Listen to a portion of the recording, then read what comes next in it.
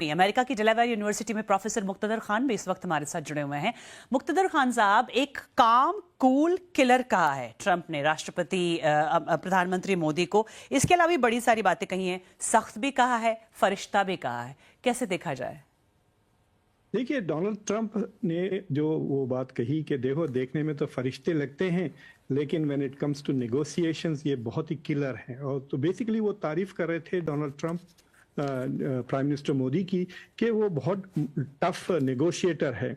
लेकिन मैं एक इंटरेस्टिंग चीज़ गौर किया इस मीटिंग में कि डोनाल्ड ट्रंप बिल्कुल अनप्रिपेयर्ड आए थे और प्राइम मिनिस्टर मोदी बहुत अच्छी तरह से प्रिपेयर करके आए थे। अगर आपने देखा उनके हाथ में ही वाज आल्सो ऐसा एक पोस्ट इट ऐसा लेकर वो बैठे हुए थे जिस पे पॉइंट्स लिखे हुए थे, और जब वो बोल रहे थे ही वाज मेकिंग श्योर के he was looking at his notes. तो to me that was a good news कि वो प्रिपेयर्ड होके आए थे, he wanted to stay on the message.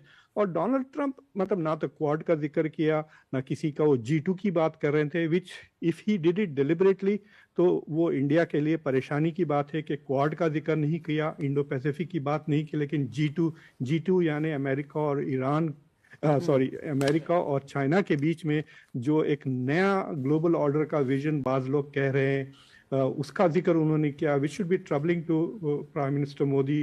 फिर उन्होंने वो 8 जो पीस प्रोसेस किए उसका भी जिक्र किया डोनाल्ड ट्रंप ने, जिसमें से एक वो इंडिया के और पाकिस्तान के बीच में जो सीज फायर है उसका भी जिक्र उन्होंने किया। जी मोदी जी, मुक्तदर खान साहब, एक न्यू मोमेंटम और न्यू एनर्जी की बात कही प्रधानमंत्री मोदी ने, और इस मुलाकात में जिस तरह से तारीफ की गई एक दूसरे की, क्या माना जाए कि अब अमेरिका और भारत के बीच में सब कुछ ठीक हो जाएगा?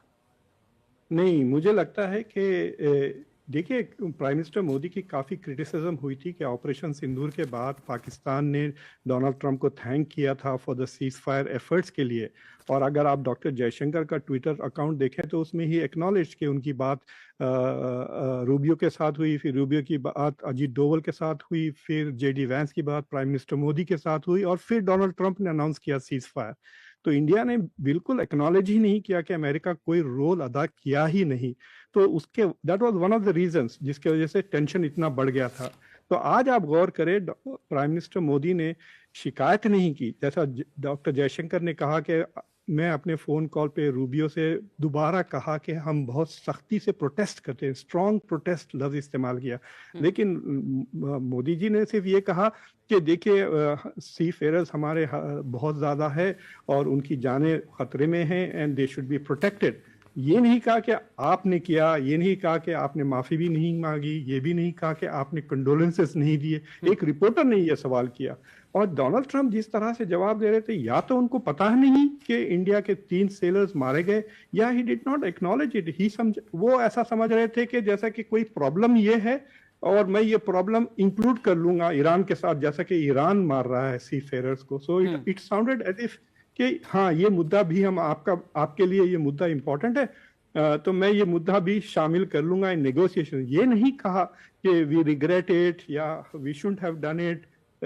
सो I think prime minister Modi ने ये बात, मुझे लगता है कि डोमेस्टिक ऑपोजिशन को खामोश करने के लिए ये मुद्दा उठा लिया, but it was not a serious criticism of this. लेकिन 3 बार उन्होंने तारीफ की डोनाल्ड ट्रंप की कि आपने पीस इनिशिएटिव्स किए।